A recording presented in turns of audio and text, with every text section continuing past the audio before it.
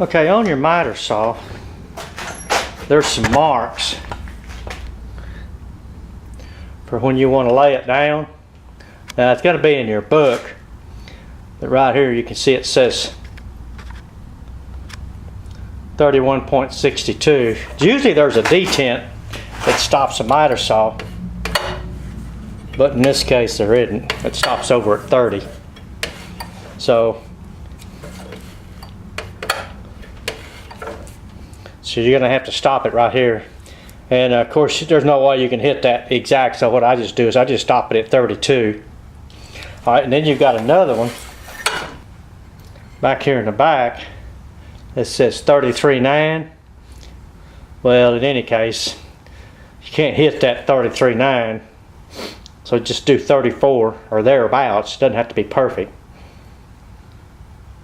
So what this means is you take this little plastic gizmo back here. You can barely see that line in there, that little red line. So you lean that over till you come to your, I'm going to call it 33.9, since that's what your book's going to say anyway. Okay, and then the other one over here is going to say 31.62. There again, you've got this little thing with that little red line in there. I mean, this thing's pretty much about gone, but anyway, just move it on around till you get to a happy medium. All right, now you're set. Now the one thing you don't have to do, as long as you're doing just corners, you don't have to move the bevel. In other words, you don't have to move this going any other way, because your molding is going to stay right there. I mean, excuse me, your saw blade is going to stay right there on the bevel. Okay, on your miter, we get it turned around and get it set. Now you thought it was confusing before, now watch this. All right, this is where you need your little small pieces like this, because now you're thinking you're right by putting it like this, but the bevel's facing the wrong way. So what you have to do is you have to take it and you turn it, and so now you got to know exactly which one is the correct end that you're cutting. The thumb rail has nothing to do with it anymore. So you get your little small piece, you put it where it goes when you know what end you're going to do. Then you take it and put it on your big piece and mark the end that you're going to be cutting. So you take that there, slide it over, and then of course you'll cut that in. Now I'm just barely going to take any off, so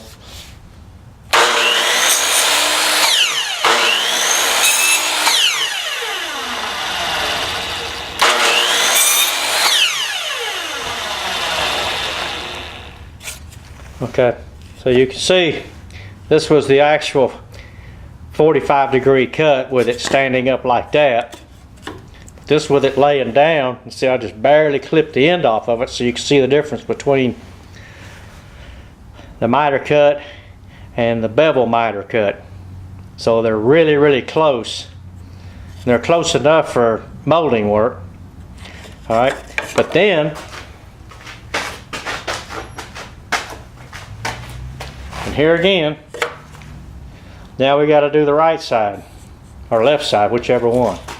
Okay, lay it there, turn your saw to the other 34 degree or whatever, and you can see it now, it's wrong again, so you got to take it and you have to flip it around and do the same thing again.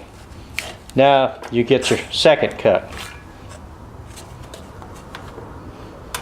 Okay, I'm not even going to worry about cutting this because you won't be able to tell where I've been like I had the other side.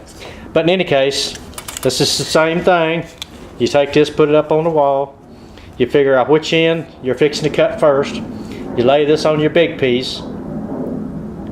You mark the big piece so you make sure you got it right. You always want the thumb rail the longest point for inside corners. Now again, everything gets thrown out again when we do outside corners. All right, now we've established how to do the inside corners. Now let's do the outside corner.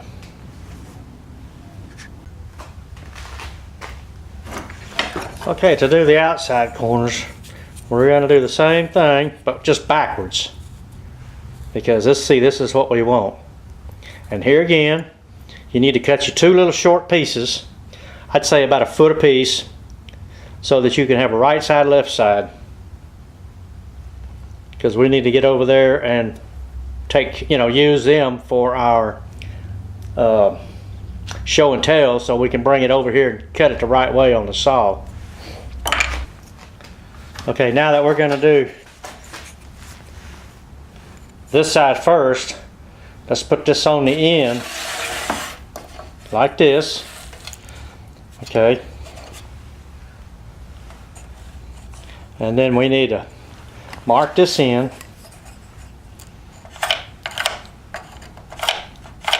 And now we need to make sure that we're going to do a corner cut, an outside corner cut, which is the opposite of the other corner cuts.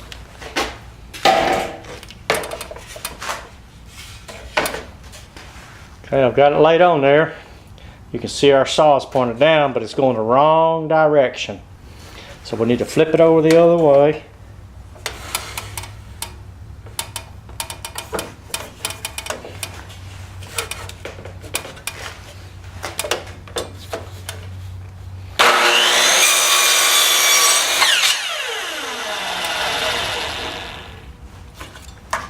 Okay, there's our first corner cut. Now we need the opposite side. Now if you're going to be using the miter saw, you're going to do it the same way. You're going to have this thumb rail up. You're going to have a bevel to 0. Then you'll make your cuts just like you would outside. The inside outside corner the same way if you're just using the miter. But here we're using a compound. Now on this next one, I'm going to use the miter cut. So let's cut it, but we're going to use the miter. We're going to use the miter. We're going to take the bevel off. Okay, we got the bevel back to 0. Now we're going to take our miter and go all the way to 45. Remember our thumb rail.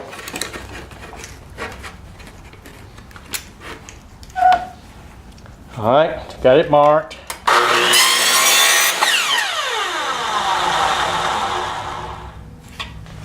Okay, we got it cut. Now we've got our two pieces. Alright, now let's try it on our corner. Okay, you do the exact same thing as you did before. You measure down the 2 1/4 inches. But you need to go back again. Well, depending on how long your corner is, if it's a long way, then you can mark it about 4 feet back. But if you got a little short corner, then you only want to mark one side. But in this case, let's just say that both pieces are more than 16 feet. So we want to come in and mark down to 2 1/4. Okay, we got our 2 1/4 there. We'll come down our 2 1/4. All right, then we want to put just a couple of holding screws or nails or whatever right here and then on the other one. Okay, got our holding screw there. Got our holding screw here, and it's the same thing. Now, if these are short pieces, you can go ahead and nail the corner together. But if they're long pieces, you can't. Okay, you want to do the same thing. You can see this long run I've got here, but we've got that one end supported. Put this over here. Then you want to bring your other end. Of course, these are up against the ceiling. And so you don't care what's going to happen at the ceiling because it's always going to be caulked in anyway. Okay, and then you bring that in. Oh boy, I tell you, you got a good joint. But there again, like I say, it doesn't matter what's going to happen at your ceiling. If you got a big gap here, or if you've got a gap farther back, and it doesn't matter here, what you're looking for is just a good straight edge.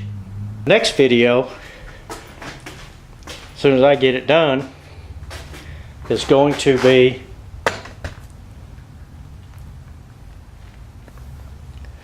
this is a rake that comes down to the side of the house, or it could be the inside of your house, you never know. But in any case, now we're fixing to do cathedral ceiling down to a corner. We're going to do the outside corner first because they're the hardest. The inside corner is a lot easier.